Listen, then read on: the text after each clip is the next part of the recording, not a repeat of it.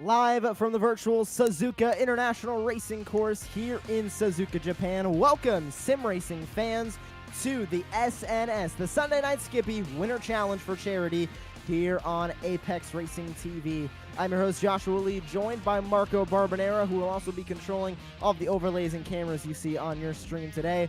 And Marco, I mean, we're here at Suzuka, one of the most famous tracks in the world, with these Formula One cars, the McLaren MP430, 2016 era Formula One cars, but a lot of changes that came to these cars in the 2020 Season 4 update. Which one of those changes are you really looking forward to today, seeing these drivers showcase out on the track? Well, first of all, hello everyone. Hello Joshua. Great to be here. Yoroshiku onegaishimasu. I mean, the tire compounds will be absolutely interesting to see. The drivers are required to start on the compound in which they qualify on. They can then switch if they so choose at the pit stop to a different compound. And we have seen iRacing has introduced 3 compounds for this car, the hard, the medium and the soft, and all of them have very similar behavior to what you see on TV.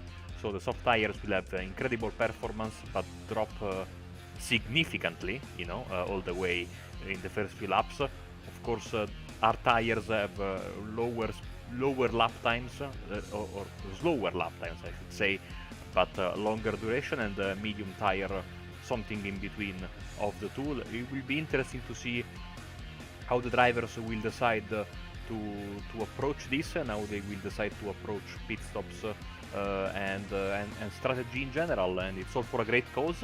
It's on a fantastic racetrack. So yeah, let's get the show on the road, because you know, there is we did a few hours ago the Apex Racing Academy F3 series in Suzuka. It was fantastic, and now we make the step from F3 to F1. I should be able to say it for this race. So yeah, very excited. It's a car that is very rare to see nowadays on iRacing.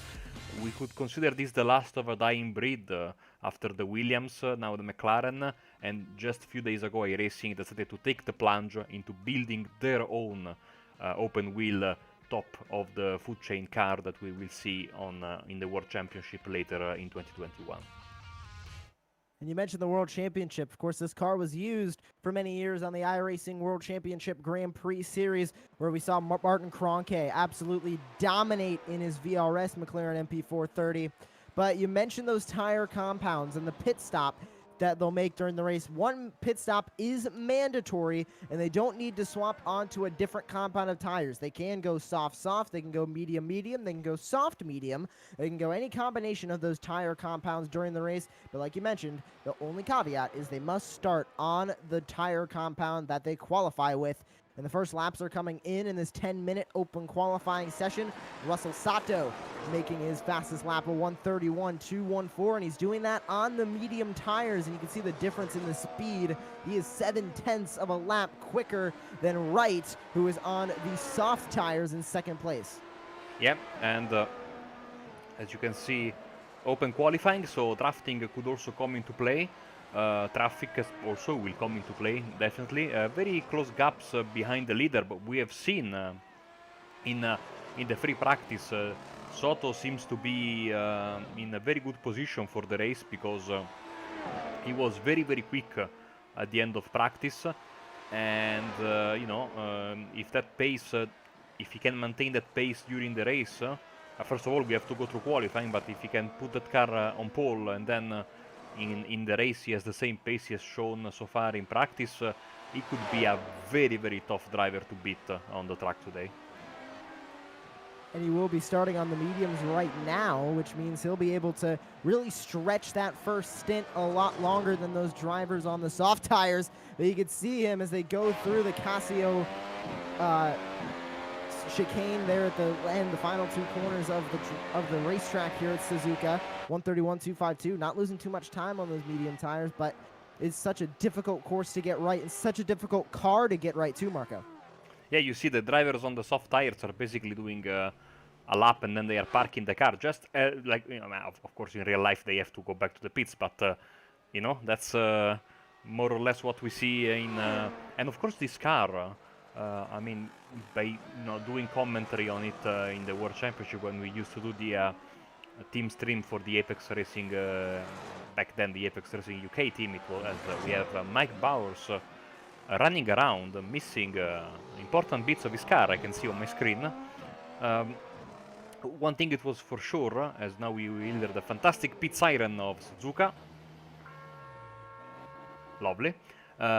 It's very tough to pass with this car, so we need to see, of course, the tire compounds now can play a part in the strategy, but also mistakes. You need to avoid mistakes. This car is absolutely unforgiving. Doesn't really like to be, you know, pushed too quickly on the throttle, or you know, drive it outside of the optimal, let's say, window of operation. It will bite you. And these cars also having that added sort of pressure of the ERS. You know, you have to make sure that that energy recovery is at its best and that you're using that energy at the optimal times. And I mean, there's 9 different other mechanisms on this car that you have to change over the lap. You can change the brake bias, you can change the diffs on, you know, at any time. And there's so much that you have to think about when you're driving this car that sometimes it becomes distracting to even, you know, the battling that's happening in front of you compared to, you know, the Formula 3.5s or the Formula 3s where you pretty much just have to shift. And that's pretty much all you have to do in the car. These guys have to do so many different things. Yeah, exactly. And that was, that's, I think, one of the biggest drawbacks of this car we have seen in real life and also during the World Championship in iRacing. And I don't think it's a coincidence that iRacing really stressed the new car, the Lara IR01. Basically, they said straight away in the press release, minimum electronics. So, if you have tried it, Joshua, you have seen that basically, yeah, you have to shift in that car. It's, as we have Car Donkey getting hard into the wall, and that's not good for his outlap. So yeah. A lot of stuff. Of course, you can leave this to the automatic system, but it's not as efficient as doing it manually. Now, granted, that is more of a factor in, you know, World Championship level competition. But still, one thing that they will have to operate manually, no matter what, is the DRS, and you see that there are big DRS boards around the racetrack, and of course the same rules as in real life are active. Therefore, you will need to be within 1 second of the car in front of you at the detection point to be able to activate your DRS. As Russell Soto is coming home with a very slow lap, so let's focus on Chris Morrill. Something else about that DRS is it will not activate until lap number 3. For the entire first 2 laps, you will not have that DRS to your disposal. As there goes Chris Morrill up 1 position up into 5th, the 132.266. Still 1 second behind Russell Sato, who currently holds the top spot. Scott Dawkins gonna come across the line for his first lap of qualifying. 133.441 on the soft tire. Right now, the tire compound is pretty much split 50-50 of the mediums and the softs. Yeah, as Morrill as well goes straight on in that, basically the part of the track after the snake section, the S's, where a few years ago Nico Rosberg had that catastrophic failure that cost him, you know, a good finish, and more importantly caused him to have a massive wreck during the Grand Prix. Yeah, I'm seeing that you're right, 50-50 split as Mike Bowers also makes once again close, you know, a close encounter with the wall. But so far, Soto, medium tires, 0.3 of a second ahead over second place. Looking good for him, looking good. It's certainly a good way to start. Let's see, Jack Moffitt, pedestrian first 4 sectors, then personal best in the 5th sector, and now, look at that, Soto improving once again, and now 31.0, Joshua, so another fantastic lap. And this is a bit of traffic, not what Jack Moffitt needed, and his lap is going to suffer as a result, as the checkered flag falls on the qualifying session, but we still have plenty of drivers running around on a valid lap. So qualifying is over. Nobody can start a brand new time. Here come the final cars making their way across the line. You're looking at Jeffrey Decker as he goes through 130R down into the Casio Triangle. Can he improve on his lap time? Currently sits in third. He will be starting on these soft tires as he is still on the softs. And he's going to go right into pit road. Not going to improve his lap time, so he's going to stay in third. We'll see if anybody else coming across the line can't improve. And one car coming across the line. Doesn't look like they improved. And now you're looking at Adam Wright, who is going to go right off and into the barrier. That's not going to be good for his qualifying lap. Sato's on another one. You can see that car on the off-road. He's not going to be hitting it. They stayed off the racing surface, so Soto can go ahead and focus on his lap. Still on the medium, so he's going to have the sort of prime tire choice going into the race. Those medium tires can last you so long through the first stint. And here he comes into the final corner. Will he improve on his 131 flat? No, he won't. Back into pit road he goes. Then we have Jack Moffitt in the 9. We saw him have a good start to his lap on the last time by, but he got held up by traffic. No traffic in front of him now. Will he improve coming across the line? DRS flap open. Yes, he does at 131.855. Not going to be good enough to improve his position. He'll stay in fourth. There's Jake Achi. He's going to make his way through Spoon Curve and finish off his lap time. Currently sitting in 11th, 4 seconds behind the leader. And he's going to go right off track too. He won't improve on his lap time. And that is going to conclude qualifying here from Suzuka. Looks like all the cars have finished their lap times. Just waiting on the sim to go ahead and put us through, as Russell Sato getting just some practice starts coming off of the pit lane as he's still allowed on the track. Yeah, let's make sure he started the practice start from the proper box. And, because, you don't want to get a penalty just before the start of the race. But thankfully this isn't real life. And we can go through your starting grid for this 30 laps race in just a second. There we go. Starting on the pole will be Russell Sato. What a lap from him, a 131.049. Adam Wright starting to his outside. Row 2, Jeffrey Decker, Jack Moffitt. Row 3, Mike Boris and Chris Smoral. Row 4 will be Scott Dawkins and Carl Dronke. Rounding out your top 10, Michael Pop and Steve Dewar. And in 11th, Jake Achi and Carter Stickney. Then in 13th will be Rich Butler. 14th, Carrington Wilmer. 15th, Antonio Bianchi and Joe Zubovich will round out your 16-car grid here in the SNS Winter Challenge for charity. Everybody here supporting a charity. And right now I want to highlight Russell Sato, who is starting on the pole. He is driving for St. Jude's Children's Research Hospital, as so is a good handful of the drivers here supporting childhood cancers, trying to get rid of childhood cancers to make sure no child ever has to suffer from cancer ever again. So he is racing for St. Jude's. Sorry, Joshua. I'm seeing a lot of the drivers haven't followed the gentleman rule to not start with their qualifying tires. I see a sea of red and even some Wilmer in 14th going with the hard tires. So at least that's, or maybe not. Maybe they are starting with their tires. Sorry. Now that they are forming the grid, I'm getting a clearer picture. So Wilmer didn't set a time and he starts with the hard tire, the only one doing so. Interesting choice. Now that hard tire is going to last the longest out of the soft, medium, and hards, but the problem is you will have to make a pit stop at some point, and the hard tires are the slowest lap times out of the 3 compounds. So he'll be hurting throughout that first run, but if he can keep those tires healthy, get onto the softs towards the end of the race, we might see Wilmer with a good finish. But here we go. In the words of David Croft, it's 5 red lights and lights out, and away we go at Suzuka. It's a great start for Russell Sato. Wright not going to get a good start on the inside. He's going to fall right back into line there side by side for third. That's Decker and Moffitt as they go through turn 1 for the first time. Dawkins going to stay in 5th as one car goes around. That looks to be Smoral. And more involved, a huge pileup coming off of turn 1. Man, oh man, that's a parking lot there. A lot of cars are involved. This creates immediately a massive gap. You can see right now, between the first 5 and the rest of the field, there is already 6 seconds.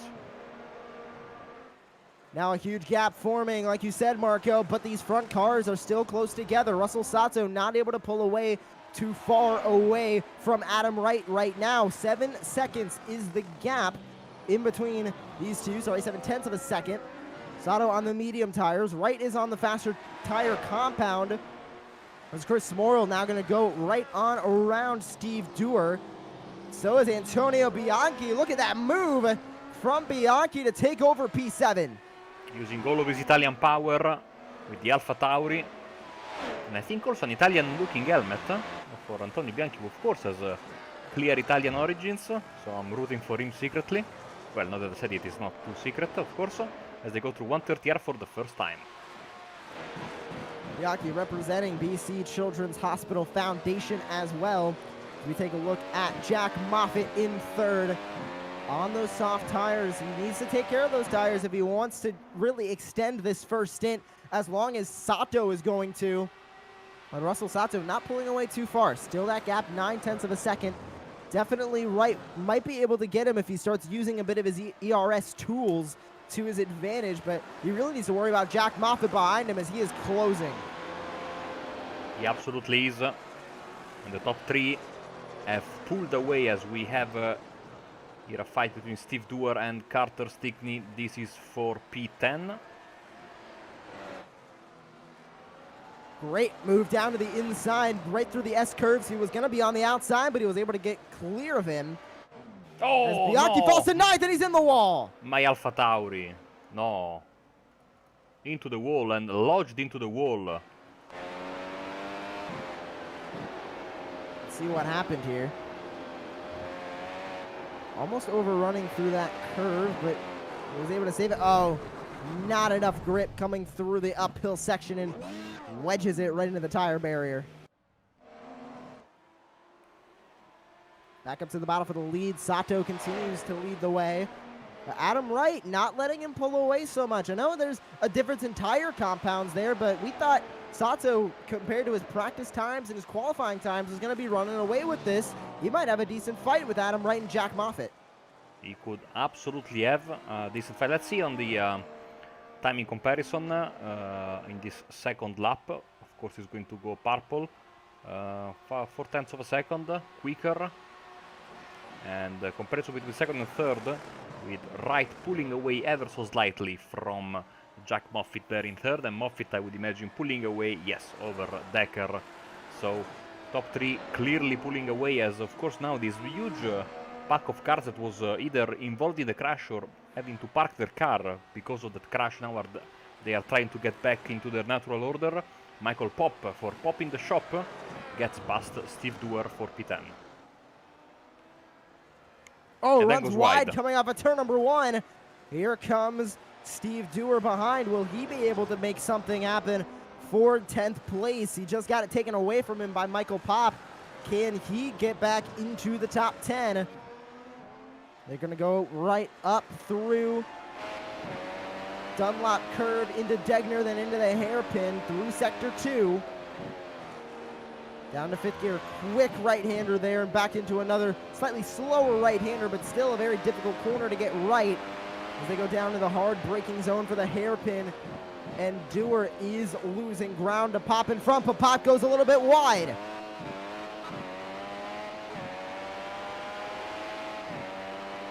Trying to run right in his slipstream to use as much draft off of that car in front as he can.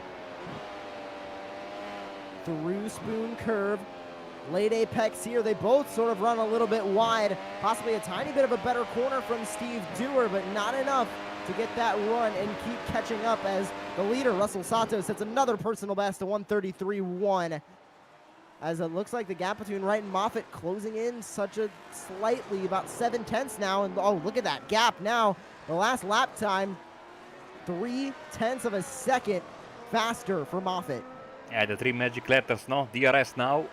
And I'm sure that Moffitt is using it to its full advantage on the front straight, closing the gap, whilst Soto is out of DRS range, crucially, from Adam Wright behind him, so he is in a bit more of a safer position. talk about that DRS zone being crucial. I mean, that was basically how Max Verstappen was able to run away with the win in Silverstone earlier this season, was getting out of DRS range from the Mercedes cars. I know Mark Trainer doesn't like when I talk about Red Bull over Mercedes, but I'm a Red Bull fanboy. Sorry, Mark. But Red Bull just basically got out of DRS range, and they were able to hold off the two fastest cars of the F1 season.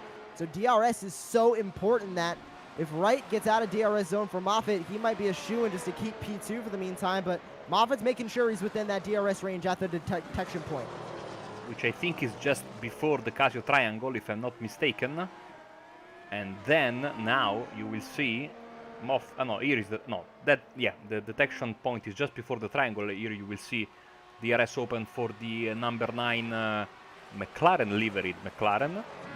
And of course, the moment they push ever so slightly on that brake pedal, that wing closes. Look how much he closed in that short time frame. But then, of course, the other side of it, in this section here, Joshua, the aero wash is so severe that it's tough to follow. Doing a great job staying behind him and just trying to navigate through that dirty air. There's a fine line between dirty air and slipstream, and I think Jack Moffitt is really learning about that right now as they go back into the hairpin, getting ever so close to the back wing. This is where you can make up a lot of time if you get a good run coming off of the hairpin. And Michael Pop off track through the grass. I'm wondering if he had a spin coming off of turn number 1. Yeah, and that car is not going very fast. He's running with the number 22 of Jenson Button. Oh, here we go, Moffitt around and into the wall. We talked about that aero wash, the dirty air coming off of right in front, and it just bit him through one of the sections of the track where those cars get so light, Marco. Yeah, there we go. He was trying to put, the gas pedal down just a fraction of a second before, just because that's what you naturally want to do when you're chasing someone, no? But this car, as I said, really doesn't like it now. It seems to me like the impact was very minor, and that front wing looks to be okay, at least from my perspective. So it should be okay. In any case, they will be able to replace it at the pit stop, his mechanics. So it's not going to be a huge time loss. I think they will replace it automatically, because even if there's just a hint of damage, they remove it for just to be safe. And let's see if he can at least close the gap back to Scott Dawkins right in front of him. He's going to need to get within that DRS range. And he is within it right now, but he needs to keep it there. Doesn't look like a lot of damage to that McLaren MP430, so blessed that Jack Moffitt did not break off that front wing. Oh, and Dawkins going to take that corner very wide, but it looks like Moffitt got out of shape. He did, and now here comes Chris Morrill, series organizer. Always a tough. I always feel bad for the series organizers, because they have to lead by example, no? And so what do you do when you have a golden opportunity? You cannot dive recklessly, no? So how many lost opportunities for league organizers in races? You might try it going through the Casio triangle. They're going through 130R right now. Very, very fast left-hander. And then they're going to hard braking zone down here for the Casio triangle. Will he make a move? No, he won't, but he will have DRS coming down the main straight. And he is within that perfect striking distance of using the DRS, but it looks like Moffitt's into the pit lane. Yep. First pit stop of the day. Is that tire strategy, or is that damage repair? Let's see when he brings it in. So unfortunately, we don't have any other pit stop to benchmark this against, but we'll keep an eye on him as other drivers come into the pits. And let's see, first of all, firsthand from the onboard camera, if he is going to change tires, tire compound or not. Change tires, of course, is a given. Here we go, yeah. Switch to the medium. He might try to run those mediums to the end, but it also looks like with the fairly long pit stop that he's going to fix that damage. Yeah, he's changing the front wing for sure. So let's move to this fight here between Mike Bowers and Michael Pop for P10. Bowers had that DRS and got close, both running the medium tires, so they're trying to run pretty long here in this stint. They need to make sure they don't burn those medium tires up. because they do last a good bit. Oh, it looks like Pop might have gotten a little loose going through that S-curve, and there goes Bowers right on around for P10. That's Great a great move. Great stuff, even though I'm afraid that Bowers will have to lose a bit of time in the pits, because I see his front wing, yeah, that nose is bent, and so he will have to lose quite a bit of time replacing the front wing when it's time to make his pit stop. So now he needs to, you know, try to make as many passes and push as much as he can on the track. As maybe, you know, the Jack Moffitt car is dark, and maybe it wasn't easy to spot because that bent nose on the tip of the car, that's usually a dead giveaway if you will have to do the mandatory front wing change or not when you pit. And with this, you know, the stock livery, the McLaren default livery, it's a bit tough to spot it from a distance because, you know, it's all black. Lap 8 of 30 here at Suzuka. Russell Sato continues to lead the way. Adam Wright, Jeffrey Decker, Scott Dawkins, and Chris Smorrell rounds out your top 5. And Adam Wright a little bit faster on lap 4 and 5, you could see, but Sato really showing his stuff there on lap 6 and 7, but the gap is closing than what we saw it sort of widening to. And what I'm finding interesting is the longer we're going into this run, Adam Wright, as Rich Butler goes around, going through the final corner, and he's going to have to make that mandatory front wing change as well. We'll take a look at that replay, but we might see Sato and Wright go at it here for the lead. But what I found interesting was Wright's on the soft tire and Sato's on the mediums, and Wright's really making those soft tires work to his advantages. There's the spin from Rich Butler at the final corner, hits the pit wall, and he'll have to get that front wing changed. Yep, absolutely right. Seems like it's you know, it's not over so far, and we don't know if you know, the soft strategy, you know, soft tire is going to be, you know, soft first, medium later is going to be the winning strategy or not, because of course 30 laps it's not a lot around here, but of course the Japanese tarmac so slippery and so demanding on tires, so we have to keep an eye on the way, you know, this is so interesting, and I wish more series had different compounds if the rulebook allows for it, of course, because for example there are some series that don't have different compounds. It adds so much to the strategy, Joshua. It's refreshing to see it. And that is such, you know, you can turn a bad race into a good race and vice versa with your tire strategy.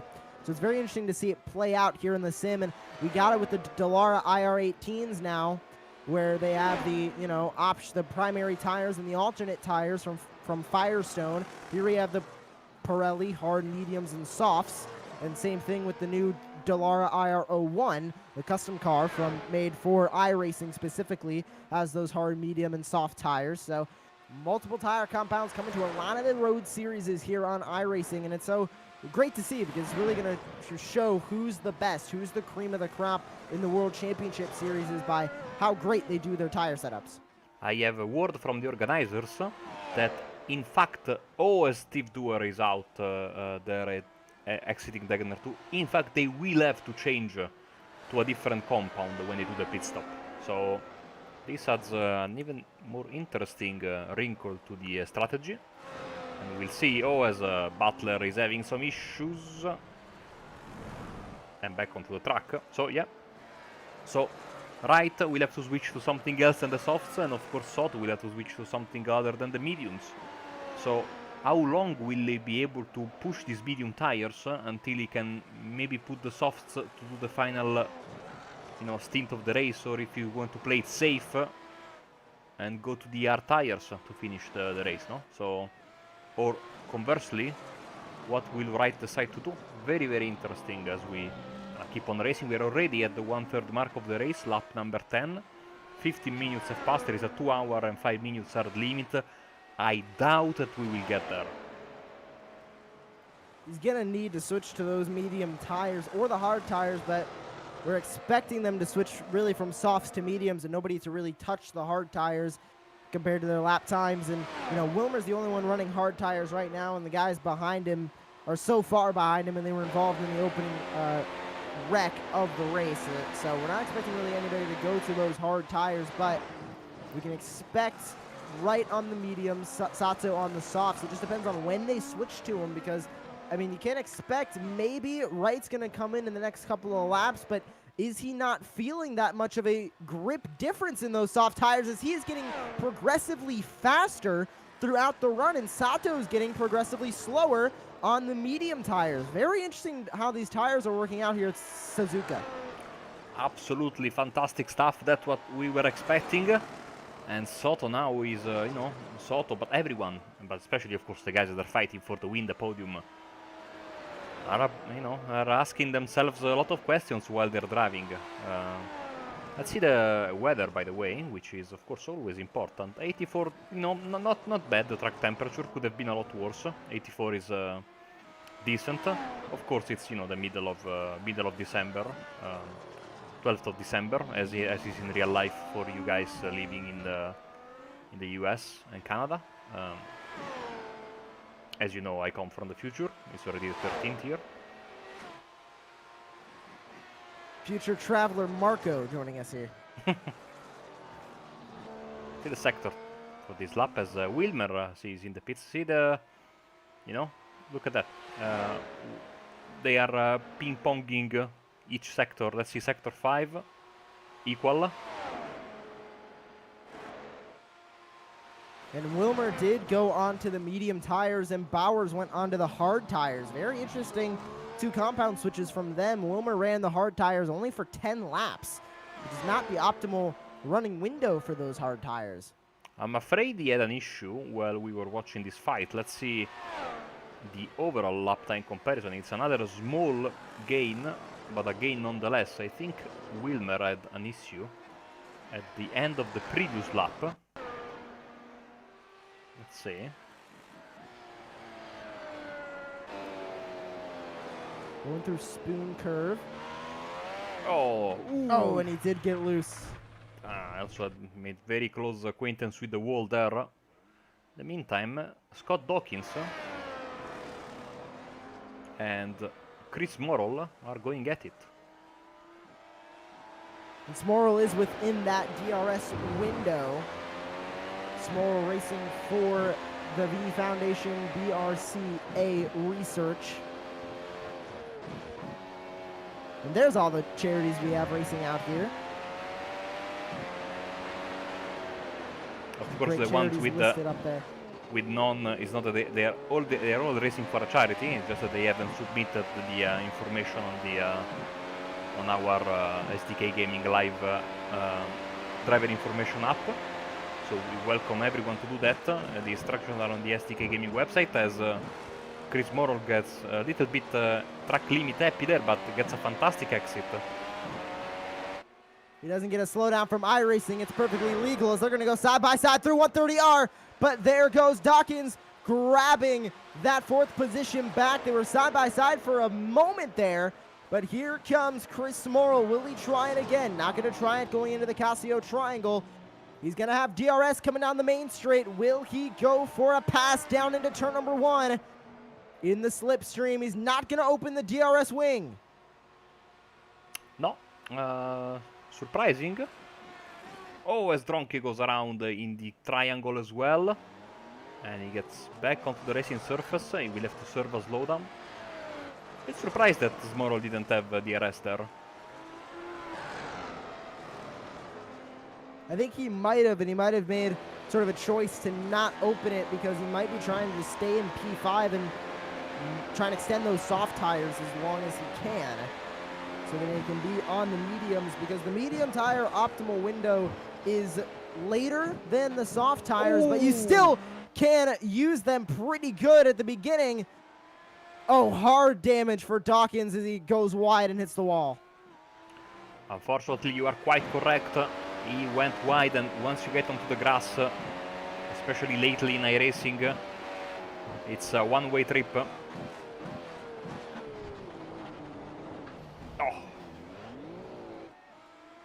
Unfortunate for Dawkins. He was having a great run battling with Smorrell. Oh, my Alpha Tauri. Now it's a Alpha Formula Ford, unfortunately. And right back to the pits, your Alpha Tauri goes. No, AlphaTauri clearly a superior Italian racing team, as this season has showed. And actually an Italian team I can get behind. He was trying to get past one of his opponents here. And I'm afraid, oh, he lost it, yeah. Oh man, this car doesn't really want you to push on the gas pedal too early.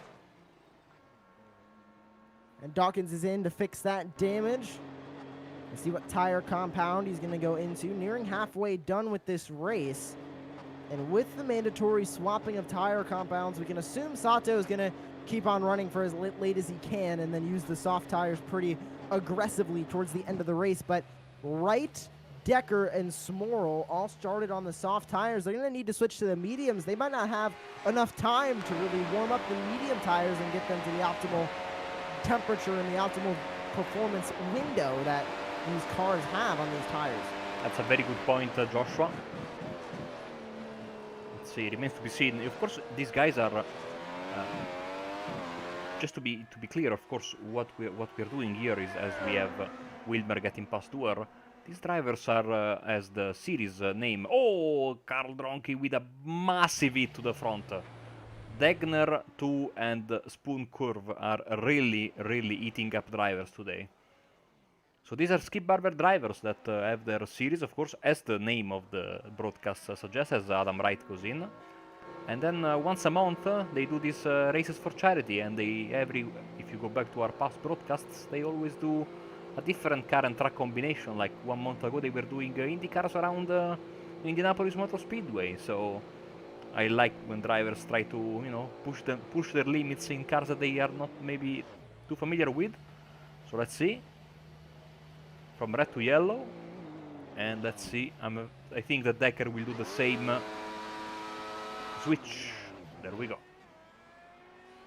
And he speaks about those future broadcasts as Decker gets out of pit road pretty quickly. Wright already out of pit road on the mediums. Smorrel goes into second place on the softs. But like you mentioned, every month they do these special races, and coming up in January will be the Chili Bowl Nationals with a 305 dirt sprint car at the Chili Bowl. Then in February, the SNS Daytona 250 100-lap race in the Cup cars at the Daytona International Speedway. Then the Winter Challenge Championship in March with the Skip Barber Formula 2000s at the Iowa Oval. Wow. Hopefully we'll have those all here on Apex Racing TV, and I would like to commentate a couple of those, but we continue with the race here as we're looking at Carter Stickney. Has not come into pit lane yet. He's still running the soft tires. Same thing with Michael Popp as he's trying to stretch the mediums. I mean, as a driver was raced in the Skip Barber 2K World Cup, way back when I was a competent driver, there is nothing more fun on iRacing than Skip Barbers on short ovals. I can guarantee there is nothing better. So hopefully we can do the Iowa race with these guys later in 2021.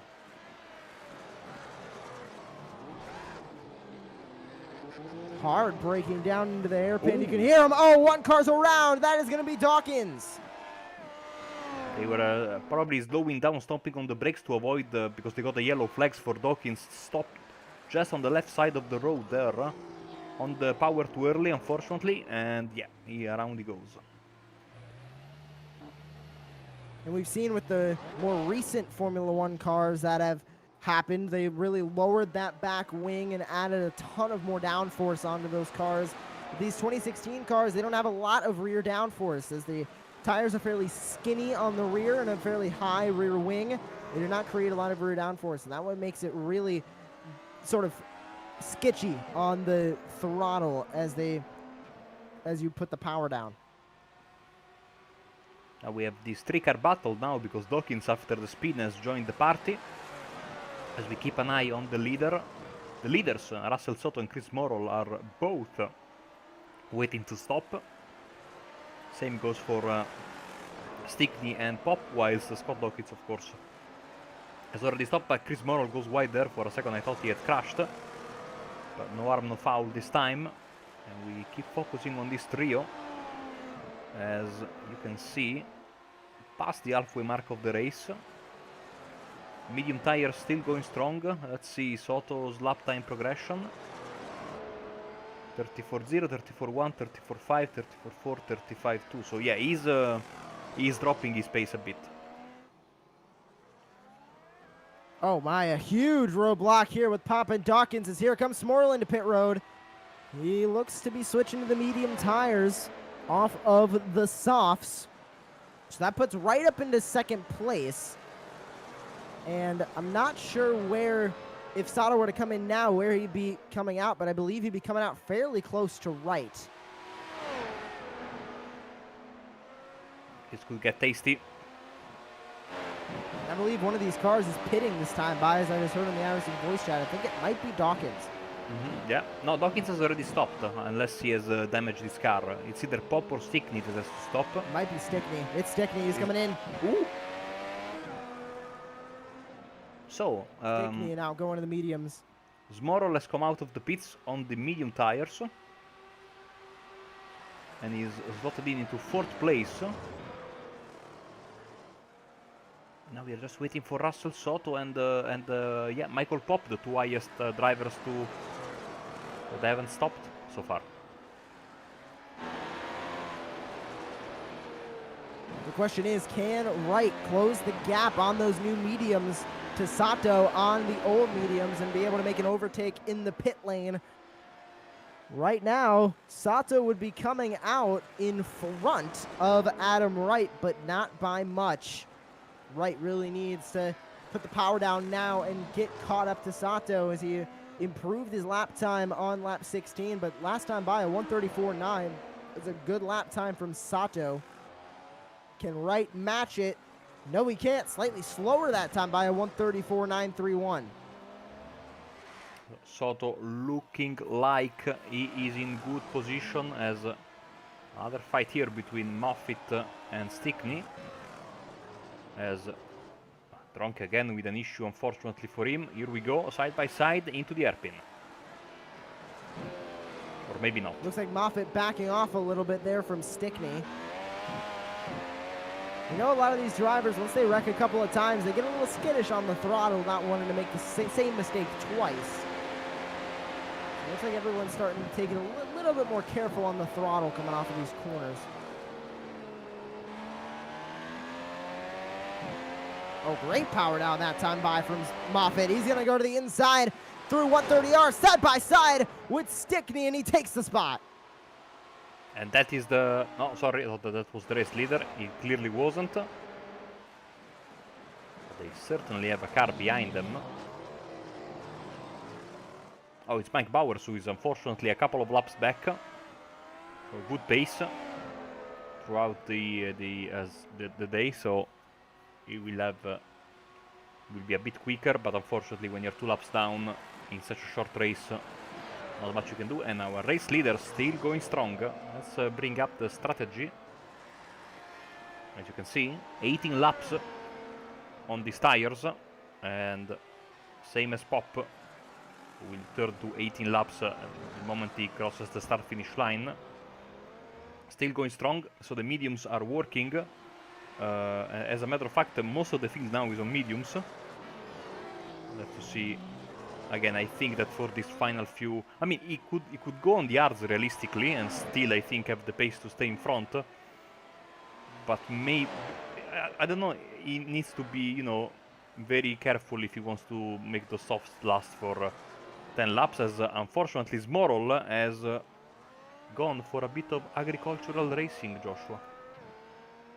That's coming out of the Casio Triangle, one of the most difficult places to get the power down, as you're not only coming off the Casio Triangle, you're turning into another corner. You're also on a bit of wacky elevation, as he just got the power down a little bit too hard, and into the gravel he goes. One of the few F1 courses left to have pretty much grass on every side. Not many runoff areas here at Suzuka. That's what makes it so difficult, especially in these high-speed McLaren MP430s. Yeah, basically the only runoff that I can think of is in turn 1 and maybe at 130R. Here we go, Car Donkey making a pass. He has repaired his car. These drivers have a fast repair, I think, or maybe 2 at their disposal. Oh, but then he goes around, unfortunately. And yeah, I mean, all grass around the track plus, you know, iRacing grass model equals bad time for every driver that pushes the boundary too much. As lap number 20, is underway. And it's still the Russell Soto show. Let's see. Again, losing a bit, maybe, I don't know if it was traffic or if those tires have hit a bit of a cliff, Joshua.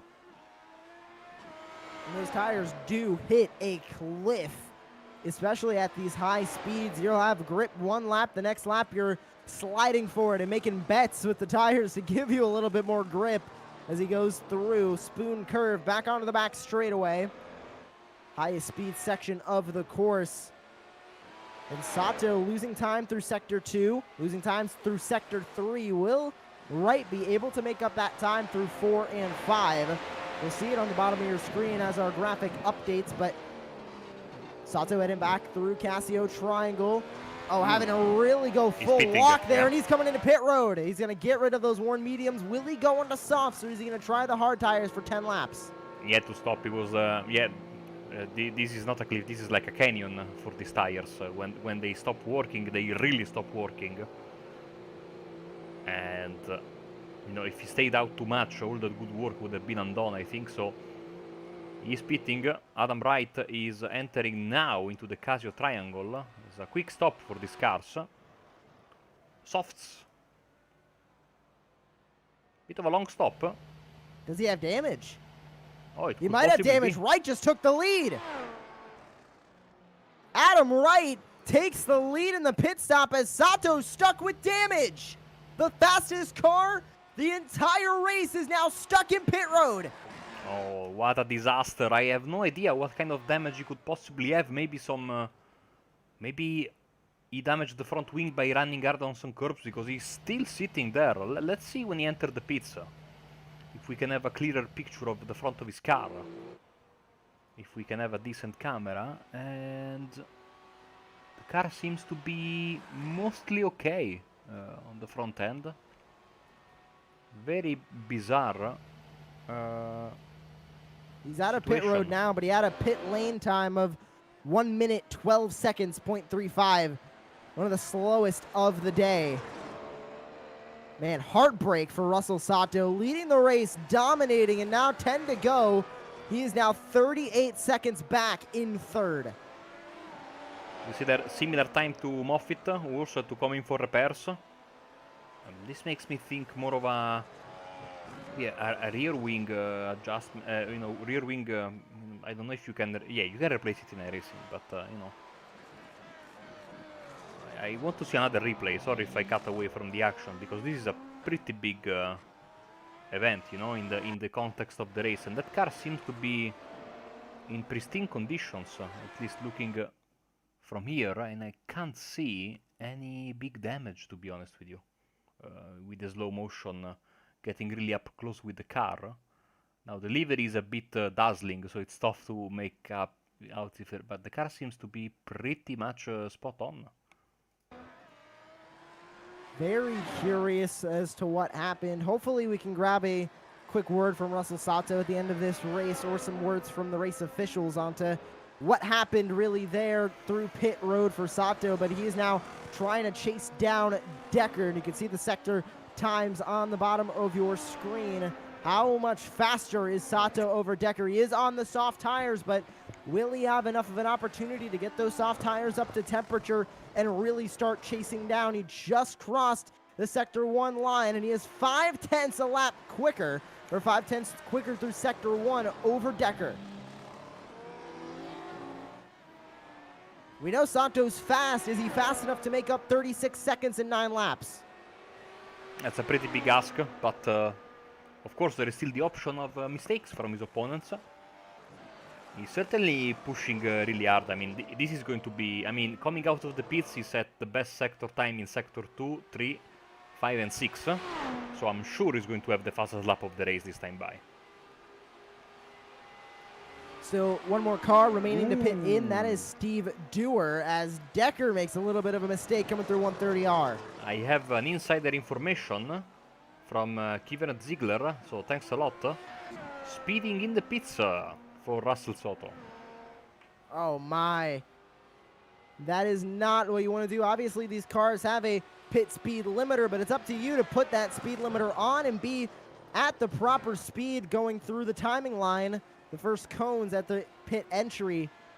Man, just trying to get so much out of pit lane, trying to minimize that pit lane time, and not enough. It was too fast going the entry. And Heartbreak is really all you can say, as he just does the fastest lap of the race at 1:31.851. Yep, that's pretty much the worst thing that could happen to a driver, of course. But this is all part of the race, of course, and you need to be perfect on the track and in pit road.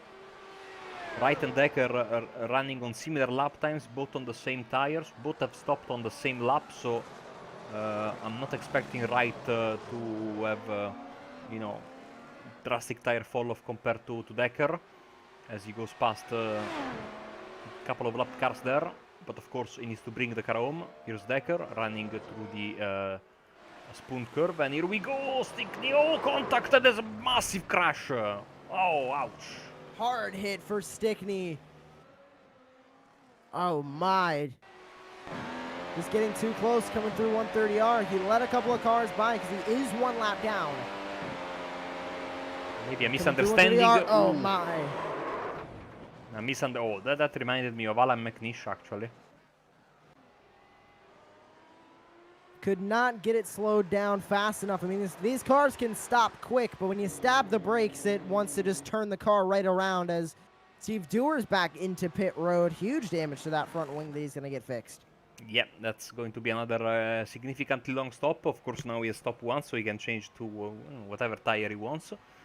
Unsurprisingly, he's putting on the soft tires, given that we have only 6 laps left, 131.716. Soto, another fast lap of the race, but these are very bitter fastest laps of the race, Joshua, because he knows that A, the victory slipped away, and B, that, let's be honest, he can only blame himself for it. So now he is going to have to make up 29 seconds in 7 laps. Albeit no mistakes from Wright or Decker, he's going to need to do a lot of work, and you can see just how much quicker he is lap per lap. But he still needs to cut his way through traffic, and then it's one thing to catch the car in front, Marco, but it's a completely different thing to get around him. Absolutely, especially because, of course, these soft tires will probably then be, you know, not as in good shape as they are right now when they are, when he will be getting closer to Decker, if he can get close to Decker, of course. In these final few laps, you can see the gap which has swinged over the last 5, and now on the Starfish straight is Decker once again, and you will see in a few seconds, more like 15 seconds, 16 seconds, you will see the graph update itself. There it is, and the gap is done. It's another fantastic lap. 3 seconds and a half once again. So he's making up that time, but he might not have enough time to fully make it all up, as Decker comes out of the S-curves back into Degner. Getting a little bit far on the curb, but not losing a lot of time. Now, how will Sato make his way through those corners? He's on the soft tires. They have a little bit more grit, but he is using them up so much more than Decker is using up the mediums right now. And we know using up those soft tires will cause them to depreciate more quicker than they already do, as the soft tires last the slowest out of the 3 tire compounds, the soft, the medium, and the hard.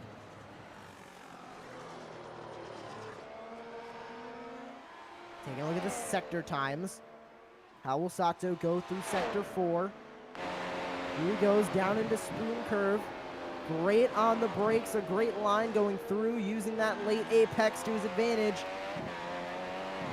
Personal best for Decker going through sector 5 at a 16.656. Where will it be for Sato? He is a 10.5 quicker through sector 5. As Decker completes the lap, goes on to 4 laps to go. What's going to happen now for Sato as he comes across the line? He's down to 23.5 seconds, but in 5 laps, that's still so much time to make up. The total time gained, only 2.4 seconds. Yeah, maybe those tires are starting to fall off a bit, those soft tires, but Soto is trying everything he can.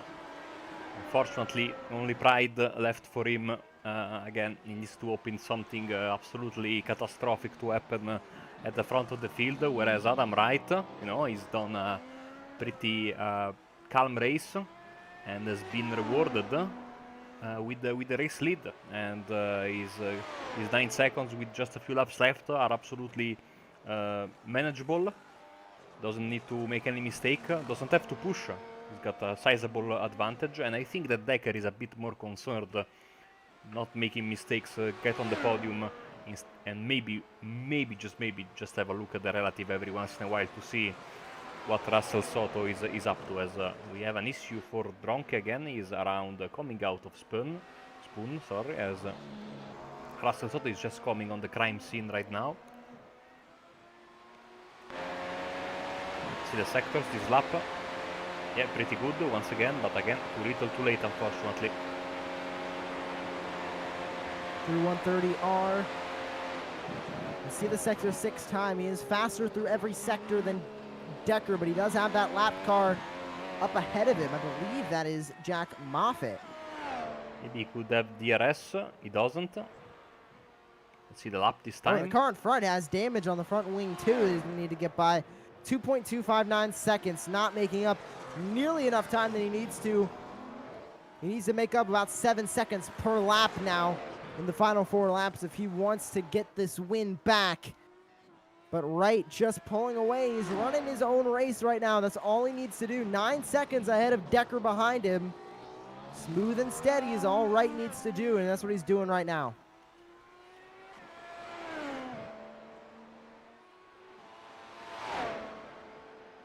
Wright goes back into Spoon curve. You can see on the bottom of your screen those lap time comparisons still up for Decker and Sato over the past 5 laps.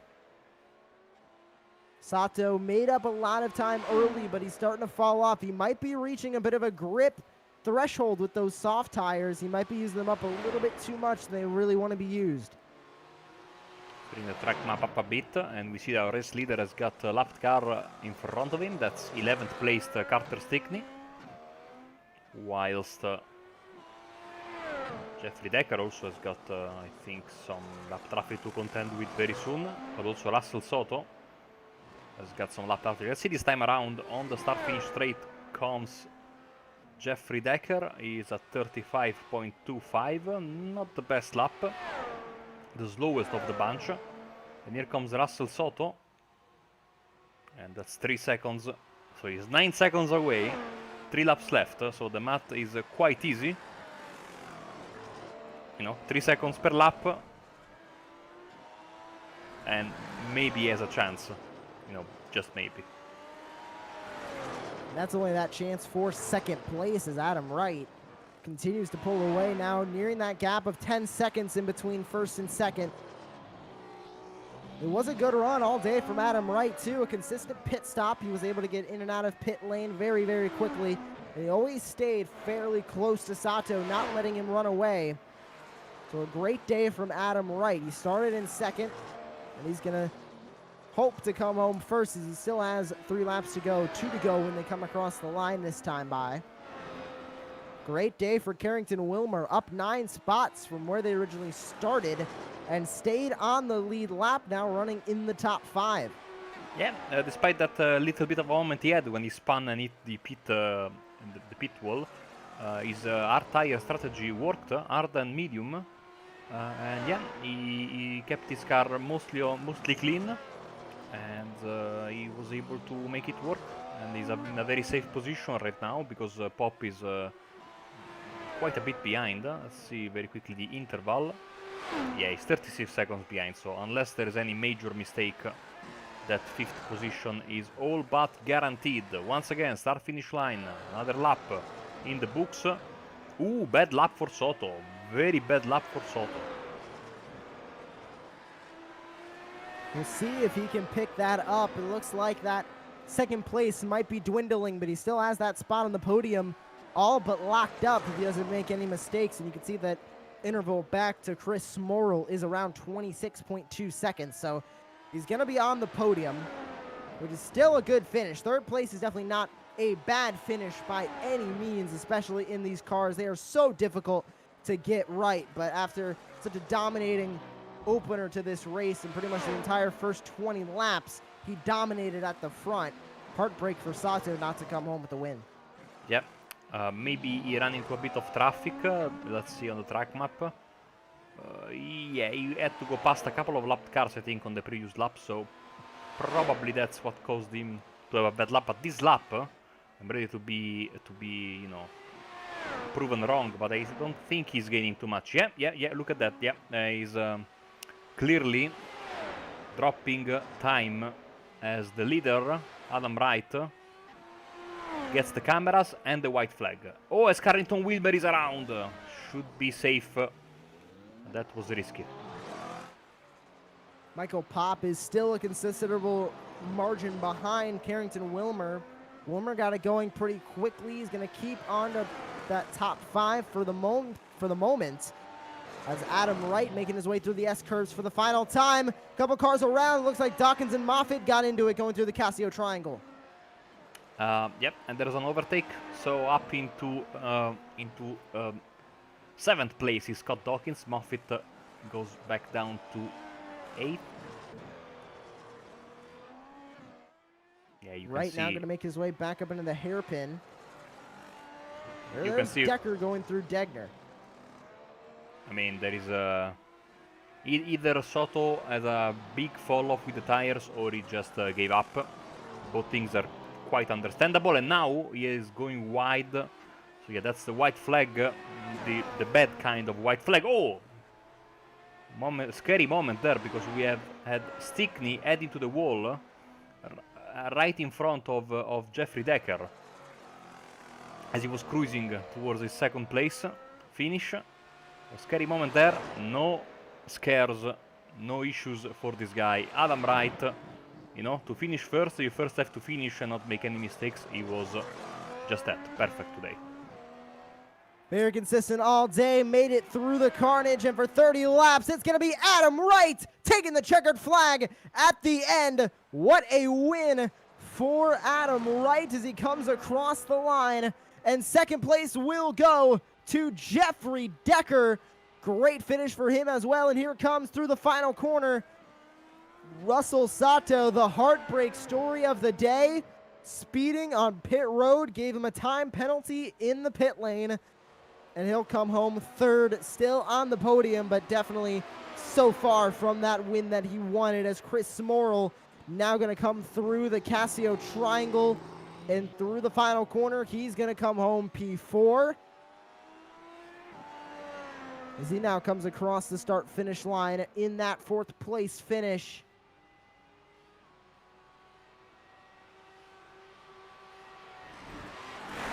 And he's going to send it right into the wall. What a way to finish, as there goes Carrington Wilmer across the line for a top 5. He looks like he's headed for that same spot. No, oh yeah.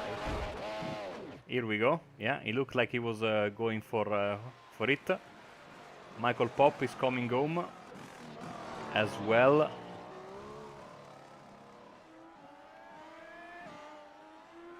Michael Pop gonna come across the line to take home P6. A lead lap finish for him.